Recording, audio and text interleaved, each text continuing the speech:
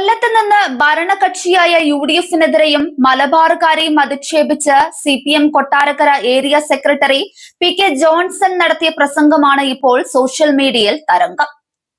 Mic കണ്ടപ്പോൾ പടച്ചുവിട്ട കാര്യങ്ങൾ സംസ്ഥാനത്ത് വലിയ രാഷ്ട്രീയ കൊടുങ്കാറ്റിനാണ് തിരികൊളുത്തിയത്.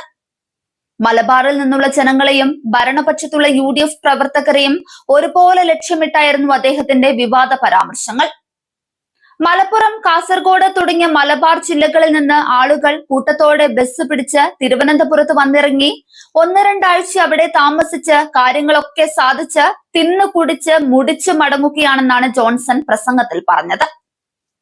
സ്വന്തം ആവശ്യങ്ങൾക്കായി തലസ്ഥാനത്തെത്തുന്ന മലബാറിലെ ജനങ്ങളെ ആകെ മോശക്കാരാക്കി ചിത്രീകരിക്കുന്ന ശൈലിയാണ് CPM നേതാവിന്റെ ഭാഗത്തു നിന്നുണ്ടായത്.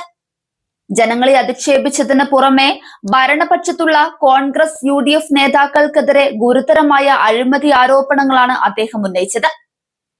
കഴിഞ്ഞ 10 വർഷമായി ലഭിക്കാതിരുന്ന പണം തിരിച്ചുപിടിക്കാൻ കോൺഗ്രസുകാർ ഇടനിലക്കാരായി ഭരണസിരാ കേന്ദ്രമായ സെക്രട്ടേറിയറ്റിലും തിരുവനന്തപുരത്തെ ഹോട്ടലുകളിലും തങ്ങുകയാണെന്ന് ജോൺസൺ ആരോപിച്ചു.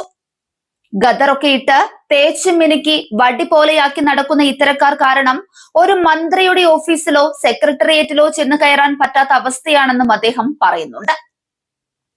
പണ്ട് തിരുവനന്തപുരത്തെ 4 സ്റ്റാർ 5 സ്റ്റാർ ഹോട്ടലുകളിൽ ആളുകൾ കയറാതിരുന്ന സ്ഥാനത്ത് ഇപ്പോൾ ഭരണാനുകൂലികൾ 6 മാസം മുമ്പ് തന്നെ റൂമുകൾ ബുക്ക് ചെയ്ത് തങ്ങുകയാണെന്നും അദ്ദേഹം പരിഹസിച്ചു.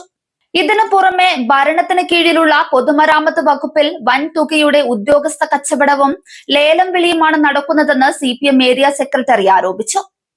ഒരു അസിസ്റ്റന്റ് എഞ്ചിനീയറുടെ തസ്തിക ഉറപ്പിക്കാൻ 10 ലക്ഷം മുതൽ 15 ലക്ഷം വരെയാണെന്നും അതിപ്പോൾ 25 ലക്ഷത്തിലേക്ക് എത്തിയെന്നും അദ്ദേഹം പറഞ്ഞു. എന്നാൽ രാഷ്ട്രീയ എതിരാളികളെയും സർക്കാരിനെയും വിമർശിക്കുന്നതിനിടയിൽ ഒരു പ്രത്യേക പ്രദേശത്തെ ജനങ്ങളെ ആകെ അധിക്ഷേപിച്ചതിനെതിരെ വലിയ ജനരോഷവും ഭരണപക്ഷത്തു നിന്ന് ശക്തമായ പ്രതികരണവുമാണ് ഇപ്പോൾ ഉയരുന്നത്. ഈ പ്രസംഗം രാഷ്ട്രീയ വിമർശത്തിനപ്പുറം ഒരു വലിയ പ്രദേശത്തെ ജനങ്ങളെയും സർക്കാരിനെയും ഒന്നടങ്കം അപമാനിക്കുന്ന തലത്തിലേക്ക് ഉയർന്നതാണ് നിലവിലെ വിവാദങ്ങൾക്ക് കാരണം. ഭരണപക്ഷത്തുള്ള UDF-ന്റെ അഴിമതികളെയും ഇടനിലക്കാരുടെ ഇടപെടലുകളെയും ചൂണ്ടിക്കാണിക്കാൻ ശ്രമിച്ചെങ്കിലും മലബാറിലെ സാധാരണക്കാരായ ജനങ്ങളെ കടന്നാക്രമിച്ച ശൈലി CPM നേതാവിന് തിരിച്ചടിയായിട്ടുണ്ട്.